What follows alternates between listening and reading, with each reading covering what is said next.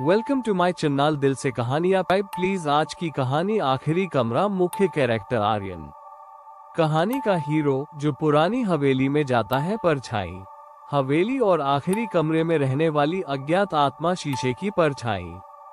शीशे में दिखने वाली डरावनी छाया जो आर्यन जैसी दिखती है। गांव वाले जो हवेली के बारे में चेतावनी देते हैं। नैरेटर कहानी सुनाने वाली आवाज जो पूरी कहानी डरावने अंदाज में सुनाता है। कुछ जगहें ऐसी होती हैं जहां जाने से पहले लोग मना करते हैं और कुछ जगहें ऐसी होती हैं जहां जाने के बाद लौटने का मौका ही नहीं मिलता। ये कहानी है एक ऐसे कमरे की जिसे लोग आखिरी कमरा कहते हैं। शहर से दूर जंगल के बीच एक पुरानी हवेली खड़ी थी।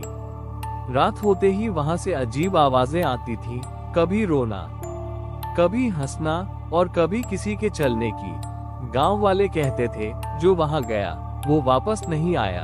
आर्यन को इन बातों पर यकीन नहीं था। उसे लगता था डर सिर्फ कमजोर लोगों के लिए होता है। एक रात वो अकेला हवेली में घुस गया। हवेली में कुल 7 कमरे थे, 6 खुले हुए, लेकिन 7वां कमरा हमेशा बंद। दरवाजे पर खून से लिखा था, अंदर मत जाना। आर्यन मुस्कुराया और दरवाजे को छू लिया। जैसे ही दरवाजा खुला हवा ठंडी हो गई। कमरे में दीवारों पर हाथों के निशान थे, जैसे कोई बाहर निकलने की कोशिश कर रहा हो। तभी पीछे से आवाज आई, मत देखो। कमरे के कोने में एक पुराना शीशा था। आर्यन ने जैसे ही देखा, उसकी परछाई मुस्कुरा रही थी, लेकिन आर्यन नहीं मुस्कुरा रहा था। शीशे पर शब्द उभरे, अब तुम बाहर नहीं जाओगे। आर्यन भागा, लेकिन दरवाजा गायब था। कमरा लंबा होता जा रहा था। दीवारें पास आ रही थी, परछाइयां हंस रही थी। सुबह गांव वाले हवेली पहुंचे।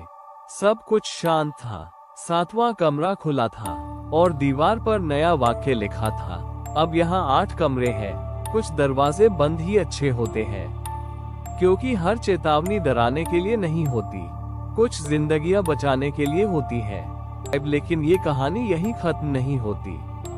जिस कमरे ने आर्यन को निगल लिया था, उसी कमरे का दरवाजा आज फिर खुलने वाला है। और इस बार हवेली में कोई और नहीं, खुद आर्यन की आवाज सुनाई दे रही है। पर सवाल ये है, क्या आर्यन जिंदा है या फिर वो अब उसी कमरे का हिस्सा बन चुका है? 8वां कमरा किसका इंतजार कर रहा है, ये सच अगले पार्ट में सामने आएगा। अगर आप जानना चाहते हो कि आर्यन के साथ असल में क्या हुआ और कौन है वो परछाई जो अंधेरे में नाम लेकर बुलाती है, तो अभी चैनल को सब्सक्राइब कर लो, क्योंकि पार्ट 2 पहले से कहीं ज्यादा डरावना होने वाला है।